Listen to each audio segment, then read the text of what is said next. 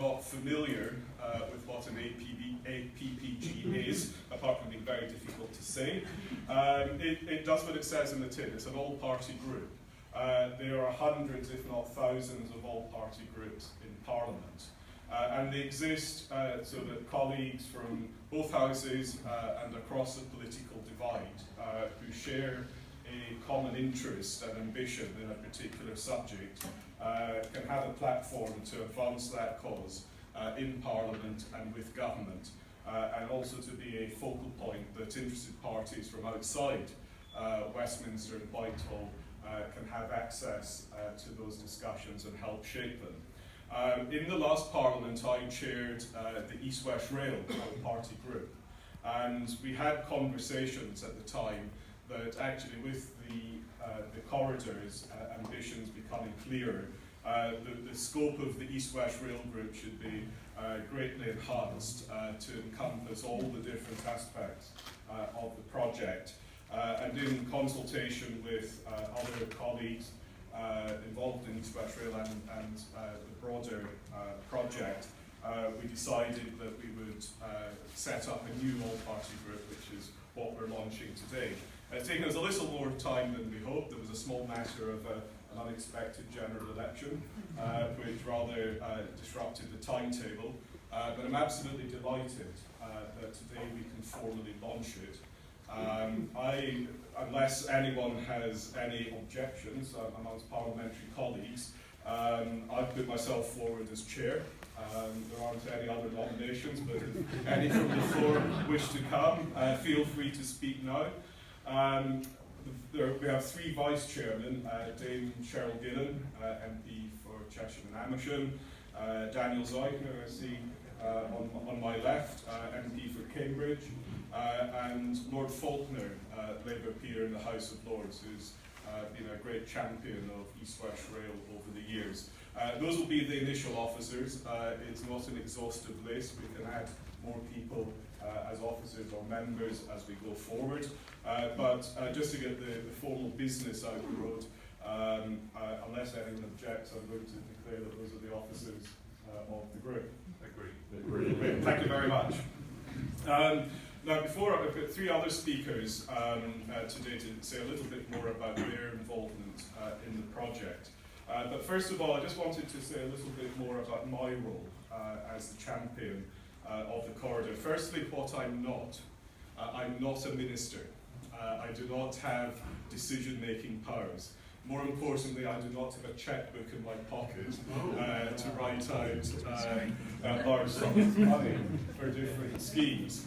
But what I do have, and I had a meeting with Sajid Javid last week, this is very much central to the government's objectives in a wide range of areas, in transport, in skills, in housing, and many other areas. And there's following the publication of the Infrastructure Commission's final report in November, there is a great desire to make this happen. This is one of these schemes that would be very easily kicked into the long grass, lots of conversations, and nothing actually happens.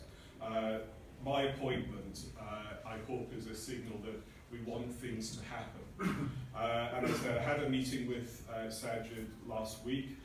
My initial programme of work over the next couple of months will be to get out and about and hold individual meetings with probably pretty much everyone in this room and a good number beside, so I can get a sense of where the ambitions are, where the optimism is, but also where the potential controversies will be.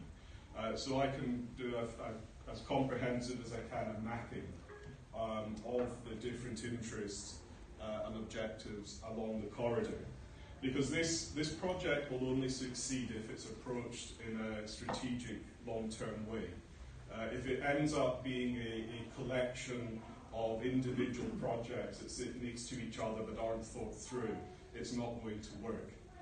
So my focus is very much taking the big picture, the long-term objective. That doesn't in any way diminish the more local concerns that people will have. So that's part of my reason for wanting to meet people individually.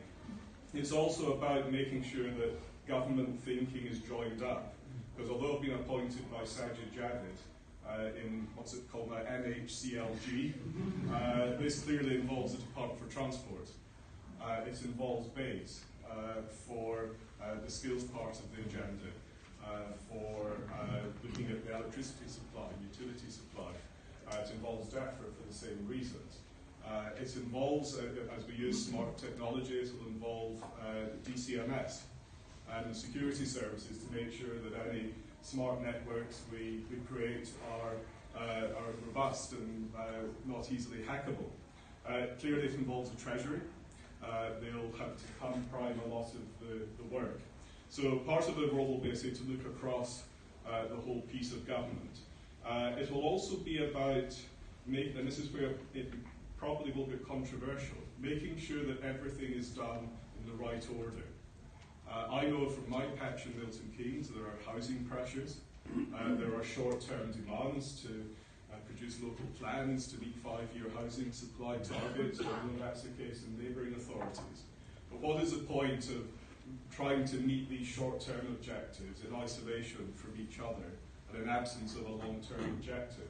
So I'm very clear it's about persuading government that everything has to be properly sequenced, so that when housing does come, and we do need new housing, that the infrastructure and services and all the other provisions go in at the same time, and not as an afterthought. And any elected person in the room will know that is one of the chief objections we get.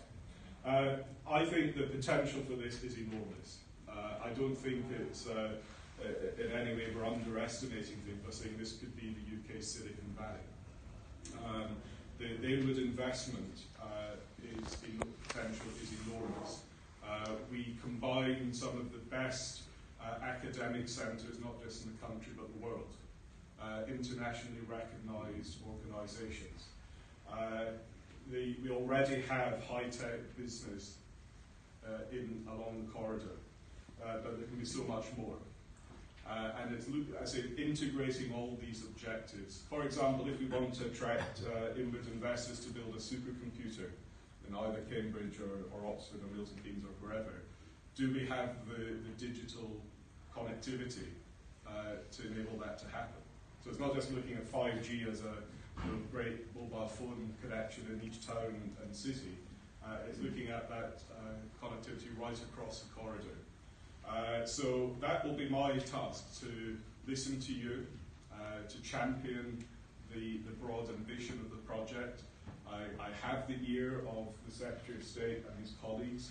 I say I can't make the decisions myself, but I hope that through this role and the APPG more widely, that will be an effective channel of communication, and we can make this project happen. It's in all our interests, and if we think strategically and collegiately, it can happen. So that's a very brief introduction of what I hope the APPG will do and my role in it.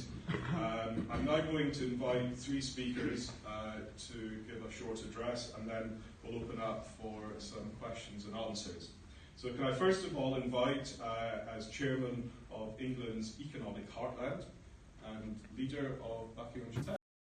Thank you very much.